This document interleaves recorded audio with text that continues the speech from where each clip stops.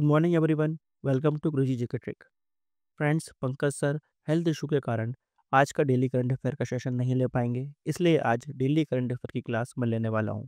तो चलिए फ्रेंड्स, आगे बढ़ते हैं और डिस्कस कर लेते हैं 17 नवंबर 2025 के सभी इंपॉर्टेंट डेली करंट अफेयर्स को। पहला क्वेश्चन है, global energy leaders summit GELS 2025 का आयोजन कहाँ किया जाएगा?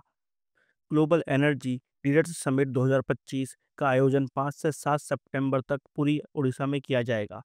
इस समिट का ये उद्देश्य है कि एनर्जी ट्रांजिशन के लिए टेक्नोलॉजी के बारे में चर्चा करना।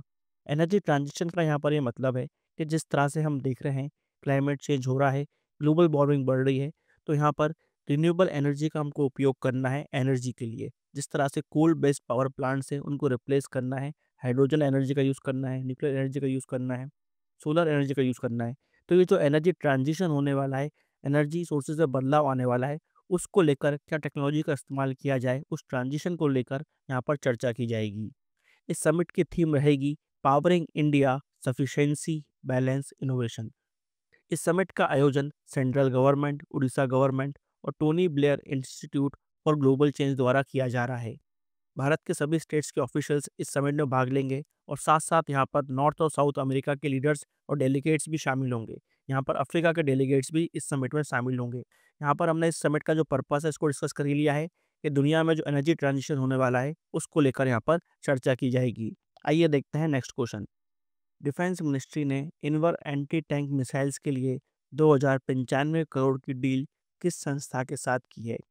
इनवर एंटी टैंक मिसाइल्स के लिए ये डील भारत डायनामिक्स लिमिटेड के साथ की गई है। तो राइट आंसर हो जाएगा यहाँ पर A, Bharat dynamics limited. Ministry of defence ने भारत डायनामिक्स लिमिटेड के साथ मिलकर इनवर एंटी टैंक मिसाइल्स के लिए 2095 करोड़ की डील साइन की है।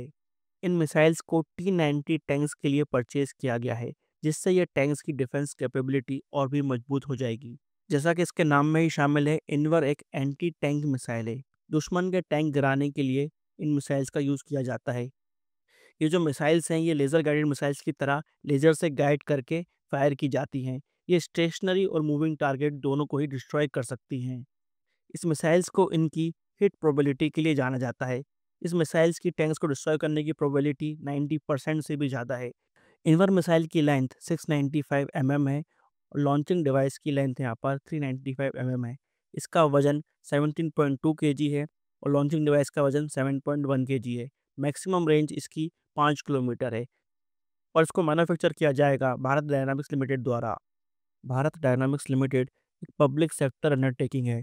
इसका काम है एम्यूनिशंस और मिसाइल्स को बनाना। इसका गठन 1970 में हुआ था।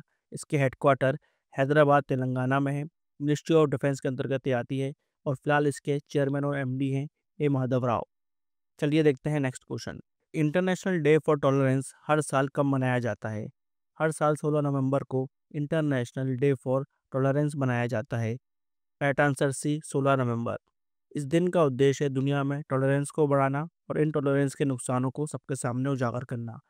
टॉलरेंस होने से अलग कल्चर, रिलीजन और कम्युनिटी के लोग एक साथ पीसफुली रह पाते हैं। इस दिन की स्थापना यूनेस्को ने 1995 में की थी। इसकी ऑफिशियल थीम अभी अनाउंस नहीं की गई है। यहाँ पर अगर हम बात करें यूनेस्को की, तो ये UN की एक स्पेशलाइज्ड एजेंसी है। ये एजुकेशन, आर्ट्स, साइंस और कल्चर के क्षेत्र में काम करती है। इसका गठन 16 नवंबर 1945 में हुआ था। इसका हेडक्वार्टर पेरिस, फ्रांस में है और अभी इसके डायरेक्टर जनरल हैं ऑड्रे उजुले। यहाँ पर हमको इस बात को भी नोट करना चाहिए कि भारत में 16 नवंबर के दिन नेशनल प्रेस डे भी मनाया जाता है। इस दिन ही भारत में प्रेस काउंसिल ऑफ इंडिया ने काम शुरू किया था। तो 16 नवंबर को नेशनल प्रेस डे भी होता है। इस पॉइंट को भी नोट करिएगा। आइए देखते हैं नेक्स्ट क्वेश्चन। फोर्थ क्वेश्चन है, 2025 women's FIH hockey junior world cup का आयोजन किस देश में किया जाएगा? Women's junior hockey world cup का आयोजन चिली में किया जाएगा। इसका आयोजन 1 से लेकर 13 दिसंबर तक चिली में किया जाएगा। तो राइट आंसर हो जाएगा डी, चिली। इससे पहले इसका आयोजन 2023 में साउथ अफ्रीका में किया गया था। वो उसका 10वां एडिशन था और इस बार हमको सेंटियागो चिली में इसका 11वां एडिशन देखने को मिलेगा। इस टूर्नामेंट की डिफेंडिंग चैंपियन नीदरलैंड्स है, जिसने 2023 में women's junior hockey world cup का खिताब जीता था। International hockey federation FIH hockey की इंटरनेशनल गवर्निंग बॉडी है जो इसको ऑर्गेनाइज करती है। इसका गठन 7 जनवरी 1924 में किया गया था। इसका हेडक्वार्टर लॉज़ेन स्विट्ज़रलैंड में है। 140 कंट्रीज इसके सदस्य हैं और फिलहाल इसके प्रेसिडेंट हैं तैयब इकरम। नेक्स्ट क्वेश्चन देखने से पहले फ्रेंड्स डिस्कस कर लेते हैं आज का offer of the day. Friends, crazy GK trick application पर आपको डिफरेंट एग्जाम्स के स्टडी मटेरियल मिल जाते हैं, जहां पर फ्रेंड्स इन स्टडी मटेरियल में आपको एग्जाम से संबंधित सभी इंपॉर्टेंट सब्जेक्ट्स के एमसीक्यूज और ई बुक्स मिलती हैं। यहाँ पर हम बात करें एसएससी एग्जाम की, दिल्ली पुलिस एग्जाम की, UPSI, MPSI, MP constable, EMRS exam, NTPC, railway group D, इन सभी एग्जाम्स के आपको यहाँ पर स्टडी मटेरियल के पैकेज देखने को मिलेंगे। और फ्रेंड्स, ये सभी पैकेज बहुत ही नॉमिनल कॉस्ट में आपको अवेलेबल कराए जाते हैं। ओनली 49 रुपीज़ में आप किसी भी एग्ज़ाम का स्टडी मटेरियल ले सकते हो और घर बैठकर हर एग्ज़ाम की तैयारी कर सकते हो। तो एक बार इनको ज़रूर चेकआउट करें, क्रेजी जीके ट्रिक और रूट एप्लीकेशन पर। चलिए देखते हैं फिफ्थ क्वेश्चन। कॉप 30 समिट में अराइज कार्यक्रम किसके द्वारा लॉन्च किया गया? कॉप 30 में arise program climate investment funds यानी कि CIF द्वारा लॉन्च किया गया है। राइट आंसर हो जाएगा यहाँ पर C, CIF climate investment fund. COP 30 का मतलब होता है conference of the parties 30 summit, जिसका आयोजन 10 से लेकर 21 नवंबर के बीच में ब्राज़ील में किया जा रहा है। इस समिट में क्लाइमेट इन्वेस्टमेंट फंड्स द्वारा अराइज प्रोग्राम की शुरुआत की गई है। इस प्रोग्राम का पूरा नाम है accelerating resilience investments and innovation for sustainable economies, arise. इसका उद्देश्य है दुनिया की डेवलपिंग कंट्रीज में क्लाइमेट रिजिलियंस इन्वेस्टमेंट को बढ़ाना। यहाँ पर क्लाइमेट रेजिलियंस का मीनिंग समझ लेते हैं। क्लाइमेट रेजिलियंस का यहाँ पर ये मतलब है कि जिस तरह से आपने देखा होगा कि एक्सट्रीम एनवायरनमेंट हमको देखने को मिलता है। बहुत ज़्यादा कई बार गर्मी पड़ती है, बहुत ज़्यादा कई बार बारिश गिर जाती है, बहुत ज़्यादा ठंड देखने को मिलती है। ऐसे क्षेत्रों में जहाँ पर आमतौर पर इतनी गर्मी, सर्दी या बरसात नहीं होती थी, वहाँ पर हमको क्लाइमेट चेंज होता हुआ दिख रहा है। तो यहाँ पर अब हमको इस तरह से डेवलपमेंट करना पड़ेगा, इंफ्रास्ट्रक्चर डेवलप करना पड़ेगा कि वो इस क्लाइमेट को सहन कर सके। रिज़िलिएंट वर्ड का यही मतलब होता है। तो इस इन्वेस्टमेंट के लिए बेसिकली यहाँ पर अराइज़ प्रोग्राम काम करेगा, climate resilience investment. I hope आपको यहाँ पर समझ में आ गया होगा। तो अराइज़ प्रोग्राम बेसिकली एक इंटरनेशनल इन्वेस्टमेंट प्रोग्राम है। ये एक तरह का फंड होगा जिसमें अलग-अलग कंट्रीज़ के द्वारा पैसा जोड़ा जाएगा। इस पैसे को डेवलपिंग कंट्रीज़ में क्लाइमेट रेजिलियंस इंफ्रास्ट्रक्चर बनाने के लिए, इन्वेस्टमेंट के लिए दिया जाएगा। इस इन्वेस्टमेंट से डेवलपिंग कंट्रीज़ में सस्टेनेबल डेवलपमेंट बढ़ेगा। और यहाँ पर इस फंड में हम देखते हैं कि स्टार्टिंग में जर्मनी और स्पेन ने मिलकर $100 मिलियन इन्वेस्ट किए हैं। क्लाइमेट इन्वेस्टमेंट फंड की बात करें तो ये एक इंटरनेशनल फंड है जो कि डेवलपिंग कंट्रीज़ में क्लाइमेट को लेकर इन्वेस्टमेंट करता है। ये वर्ल्ड बैंक के अंतर्गत काम करता है और इसका गठन 2008 में किया गया था। क्लाइमेट इन्वेस्टमेंट फंड के अंदर ही हमको 2 टाइप के फंड देखने को मिलते हैं, क्लीन टेक्नोलॉजी फंड CTF और strategic climate fund SCF। Clean technology fund यहाँ पर रिन्यूएबल एनर्जी और क्लीन एनर्जी में इन्वेस्ट करता है। स्ट्रेटेजिक क्लाइमेट फंड क्लाइमेट से रिलेटेड इनोवेटिव प्रोग्राम्स में इन्वेस्ट करता है। कॉप 30 समिट में भारत ने tropical forest forever facility TFFF को ऑब्जर्वर मेंबर के रूप में ज्वाइन कर लिया है। TFFF भी एक ग्लोबल फंड है जिसका उद्देश्य ट्रॉपिकल और सब ट्रॉपिकल फॉरेस्ट को बचाना है और फिर उन्हें बढ़ावा देना है। तो यहाँ पर हमने बात करी अराइज प्रोग्राम की और क्लाइमेट इन्वेस्टमेंट फंड के बारे में। चलिए देखते हैं सिक्स्थ क्वेश्चन। भारतीय रेलवे ने मालगाड़ी सुरक्षा के लिए किस सिस्टम को स्थापित करने का निर्णय लिया है? इंडियन रेलवेज ने मालगाड़ी की सुरक्षा के लिए दृष्टि सिस्टम इंस्टॉल करने का फैसला लिया है। राइट आंसर बी, दृष्टि सिस्टम।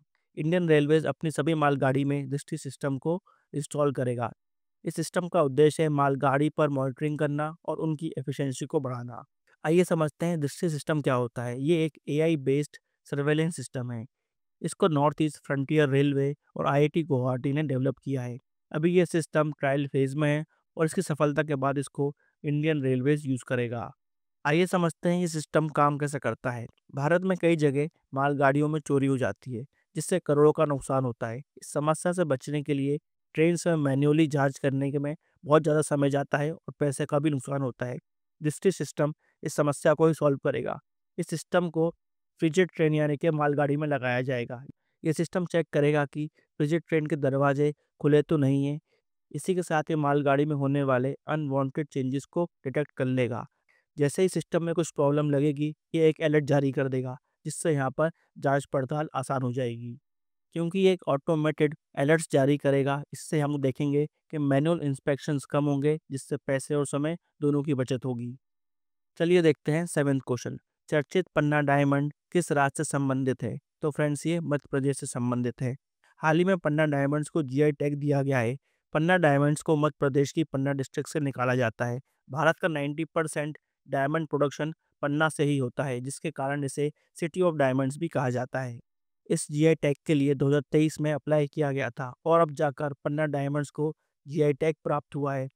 पन्ना डायमंड्स पन्ना मध्य प्रदेश में लोकेटेड है। इसकी माइनिंग की जाती है national mineral development corporation limited द्वारा। इसमें हर साल लगभग 84,000 कैरेट्स की डायमंड माइनिंग की जाती है। हाल ही में हम देखते हैं कि जीआई टैग तुनबुक और पुनटोंग प्लेंट म्यूजिकल इंस्ट्रूमेंट को भी दिया गया है। ये दोनों इंस्ट्रूमेंट सिक्किम की लेपचा कम्युनिटी से संबंधित हैं। तुनबुक गिटार की तरह दिखने वाला एक म्यूजिकल इंस्ट्रूमेंट है, जबकि पुनटोंग प्लेंट बांसुरी जैसा दिखने वाला एक इंस्ट्रूमेंट है, जिसको मुख्यतः सिक्किम में शादी के समय बजाया जाता है। इन दोनों को भी यहाँ पर जीआई टैग दिया गया है। चलिए देखते हैं next question. 2025 Asian archery championship में भारत की क्या रैंक रही? तो फ्रेंड्स, यहाँ पर भारत की फर्स्ट रैंक रही है। Right answer A first. 2025 Asian archery championship का आयोजन 8 से 14 नवंबर तक ढाका, बांग्लादेश में किया गया था। इस चैंपियनशिप में भारत ने फर्स्ट रैंक हासिल की है। भारत ने इसमें टोटल 10 मेडल जीते हैं, जिसमें 6 गोल्ड, 3 सिल्वर और 1 ब्रॉन्ज मेडल है। मेडल टैली की बात करें तो भारत के बाद साउथ कोरिया, तीसरे नंबर पर चाइनीज ताइपे और फोर्थ नंबर पर कजाकिस्तान रहा। यहाँ पर हम देख लेते हैं कि इंडिया की तरफ से किसने गोल्ड मेडल जीता। तो मेंस इंडिविजुअल रिकर्व इवेंट में बोमा देवरा ने यहाँ पर गोल्ड मेडल जीता। मेंस टीम से अतुल दास, यशदीप बोगे और राहुल पवरिया ने यहाँ पर गोल्ड मेडल जीता। वुमेन्स इंडिविजुअल में अंकिता भगत ने गोल्ड मेडल जीता। कंपाउंड कैटेगरी में वुमेन्स इंडिविजुअल में ज्योति सुरेखा ने गोल्ड मेडल जीता। वुमेन्स टीम में हम देखते हैं कि ज्योति सुरेखा, दीपशिखा और प्रीतिका प्रदीप ने गोल्ड मेडल जीता। मिक्स टीम इवेंट में दीपशिखा और अभिषेक वर्मा ने गोल्ड मेडल जीता। एशियन आर्चरी चैंपियनशिप का आयोजन हर 2 साल में किया जाता है। इसमें रिकर्व और कंपाउंड दोनों कैटेगरी में इवेंट्स आयोजित किए जाते हैं। इसकी शुरुआत 1980 में की गई थी और इसको वर्ल्ड आर्चरी एशिया द्वारा ऑर्गेनाइज किया जाता है। वर्ल्ड आर्चरी एशिया एशिया में आर्चरी की गवर्निंग बॉडी है। इसका फॉर्मेशन 1978 में किया गया था। इसके हेडक्वार्टर सियोल, साउथ कोरिया में है। फिलहाल इसके प्रेसिडेंट हैं साउथ कोरिया के चुंग उई सुन। आइए देखते हैं 9th क्वेश्चन। चर्चित सरंडा फॉरेस्ट किस राज्य में स्थित है? सरंडा फॉरेस्ट झारखंड में स्थित है। Right answer C Jharkhand. Supreme court ने झारखंड गवर्नमेंट को 90 दिन के अंदर ये आदेश दिया है कि सरंडा फॉरेस्ट का जो 31,468 हेक्टेयर एरिया है, उसको सरंडा वाइल्ड लाइफ सेंचुरी को नोटिफाई किया जाए। आइए समझते हैं कि पूरा मामला क्या है। 1968 में बिहार गवर्नमेंट ने सरंडा फॉरेस्ट को एक गेम सेंचुरी नोटिफाई किया। पुराने नियम के अंतर्गत हंटिंग एक्टिविटीज़ को मैनेज और रेगुलेट करने के लिए एक एरिया को प्रोटेक्टेड एरिया किया जाता था और उसे गेम सेंचुरी कहा जाता था। इसके बाद 15 नवंबर 2000 में झारखंड बिहार से अलग हो गया। इसके बाद नया लॉ आता है, वाइल्ड लाइफ प्रोटेक्शन एक्ट 1972। इस एक्ट के तहत सभी गेम सेंचुरी को वाइल्ड लाइफ सेंचुरी बनाने के आदेश दिए गए। झारखंड ने इस एरिया को वाइल्ड लाइफ सेंचुरी बनाने का डिसीजन लिया और इसके लिए वादा भी किया। इसके बाद 2022 में नेशनल ग्रीन ट्राइब्यूनल ने फिर झारखंड गवर्नमेंट को इस एरिया को वाइल्ड लाइफ सेंचुरी बनाने के लिए कहा। झारखंड गवर्नमेंट ने बार बार इस काम को डिले किया, जिसके बाद सुप्रीम कोर्ट ने अब यहाँ पर ये मोहलत दी है कि 90 दिन के अंदर इस एरिया को फिर से एक बार वाइल्ड लाइफ सेंचुरी के रूप में नोटिफाई किया जाए। सरंडा फॉरेस्ट झारखंड की वेस्ट सिंहभूम, ईस्ट सिंहभूम और सरायकेला डिस्ट्रिक्ट में आता है। ये दुनिया का सबसे पुराना सेल फॉरेस्ट है। यहाँ पहले एक प्राइवेट हंटिंग रिजर्व हुआ करता था। इस फॉरेस्ट में 23 मैमल्स स्पीशीज़ हैं और 138 बर्ड स्पीशीज़ हैं। इसका पूरा एरिया 820 स्क्वायर किलोमीटर है। चलिए आगे बढ़ते हैं और देखते हैं आज का लास्ट क्वेश्चन। भारत की पहली ड्रोन सिटी किस राज्य में बनाई जाएगी? तो भारत की पहली ड्रोन सिटी हमको आंध्र प्रदेश में देखने को मिलेगी। Right answer C Andhra Pradesh. हाल ही में आंध्र प्रदेश के chief minister N Chandrababu Naidu और union commerce minister Piyush Goyal ने भारत की पहली ड्रोन सिटी और स्पेस सिटी का फाउंडेशन स्टोन रखा है। ये दोनों सिटीज़ आंध्र प्रदेश में बनाई जाएंगी। इसका उद्देश्य भारत को ड्रोन और स्पेस के सेक्टर में आगे बढ़ाना और आत्मनिर्भर बनाना है। Drone city Orvakal Kurnool district Andhra Pradesh में देखने को मिलेगी, जिसका एरिया 300 एकड़ है। इस सिटी में एक ही जगह पर ड्रोन को डिजाइन, मैन्युफैक्चर और टेस्ट किया जाएगा। इन सब के बाद उन ड्रोन को सर्टिफिकेट दिया जाएगा। यहीं पर ड्रोन चलाने के लिए ट्रेनिंग भी दी जाएगी। स्पेस सिटी की बात करें तो वो हमको तिरुपति आंध्र प्रदेश में देखने को मिलेगी। इसका साइज भी लगभग 300 एकड़ रहेगा। यहाँ पर rocket manufacturing, assembly, testing, storage और लॉन्च एक ही एरिया से किया जा सकेगा। तो भारत की पहली ड्रोन सिटी हमको आंध्र प्रदेश में देखने को मिलेगी। तो फ्रेंड्स यहाँ पर हमने 17 नवंबर 2025 के सभी इंपॉर्टेंट डेली करंट अफेयर्स को डिस्कस कर लिया है। अब समय है रिवीजन का। तो आइए फ्रेंड्स प्रीवियस करंट अफेयर्स को रिवाइज कर लेते हैं। तुनमुक और पुंतोंग फलित लेपचा म्यूजिकल इंस्ट्रूमेंट को जीआई टैग दिया गया है। ये इंस्ट्रूमेंट किस राज्य से संबंधित है? तो फ्रेंड्स ये सिक्किम से संबंधित है। Right answer B. सालू मारदा तिम्बक्का जिनका हाल ही में निधन हुआ किस क्षेत्र से संबंधित है? तो फ्रेंड्स ये पर्यावरण से संबंधित है। तो राइट आंसर हो जाएगा यहाँ पर इन्वायरमेंटलिज्म ए। तीसरा क्वेश्चन, पुस्तक नीलिना ही जी किसके द्वारा लिखी गई है? ये किताब लिखी गई है डी के शिव कुमार द्वारा। राइट आंसर बी, डी के शिव कुमार। फोर्थ क्वेश्चन, भारत की पहली पिकल बॉल लीग का आयोजन कहाँ किया जाएगा? इसका आयोजन किया जाएगा न्यू दिल्ली में। Right answer C, new Delhi. Fifth question, fifth global sports summit का आयोजन किसके द्वारा किया जाएगा? इसका आयोजन किया जाएगा फिक्की द्वारा। Right answer D. Sixth question, खेलो इंडिया यूनिवर्सिटी गेम्स 2025 के मैस्कॉट का नाम क्या है? तो यहाँ पर राइट आंसर है ए, खम्बा गनी। सेवंथ क्वेश्चन है, all women Durga drone squadron किसके द्वारा लॉन्च की गई है? तो फ्रेंड्स ये लॉन्च की गई है बीएसएफ द्वारा। Right answer C, BSF. Eighth question, Garuda air force exercise किन देशों के बीच आयोजित की जाती है? Right answer D, India France. Ninth question है, ग्लोबल ट्यूबरक्लोसिस रिपोर्ट 2025 किस संस्था के द्वारा लॉन्च की जाती है? तो फ्रेंड्स ये लॉन्च की जाती है WHO द्वारा। Right answer B. Tenth question है, हर साल 15 नवंबर को मनाए जाने वाले जनजातीय गौरव दिवस किस जनजातीय नेता के सम्मान में मनाया जाता है? राइट आंसर है यहाँ पर है बिरसा मुंडा। तो फ्रेंड्स यहाँ पर हमने प्रीवियस डे के करंट अफेयर्स को रिवाइज कर लिया है। अब समय है क्वेश्चन ऑफ द डे का। तो आइए देखते हैं पहले प्रीवियस डे के क्वेश्चन ऑफ द डे के राइट आंसर। बीसीसीआई की स्थापना कब हुई थी? इसका राइट आंसर है 1928। सेकंड क्वेश्चन था, बोयता बंदना उत्सव किस राज्य द्वारा मनाया जाता है? Right answer Orissa. तीसरा क्वेश्चन था, सर्वाधिक बार बैलन डी'ओर अवार्ड किस फुटबॉलर को दिया गया है? तो फ्रेंड्स ये अवार्ड सबसे ज़्यादा लियोन मेसी ने जीता है। आइए देखते हैं आज के क्वेश्चन ऑफ द डे जिनका आंसर आपको कमेंट बॉक्स में देना है। पहला क्वेश्चन है, भारत की 94th रामसर साइट कौन बनी है? सेकंड क्वेश्चन है, यूनेस्को की स्थापना कब की गई थी? थर्ड क्वेश्चन है, चवांगकुट महोत्सव किस राज्य में मनाया जाता है? इन तीनों क्वेश्चंस के आंसर फ्रेंड्स आपको कमेंट बॉक्स में देने हैं। तो फ्रेंड्स यहाँ पर हमने 17 नवंबर 2025 के सभी डेली करंट अफेयर्स को देख लिया है। आई होप आपको आज का ये सेशन इन्फॉर्मेटिव लगा होगा। ऐसे ही फ्रेंड्स सेशन देखने के लिए हमारे इस वीडियो को लाइक करना और शेयर करना ना भूलें। अगर आप हमारे चैनल पर पहली बार आए हैं तो चैनल को सब्सक्राइब जरूर करें। मिलेंगे फ्रेंड्स नेक्स्ट वीडियो में।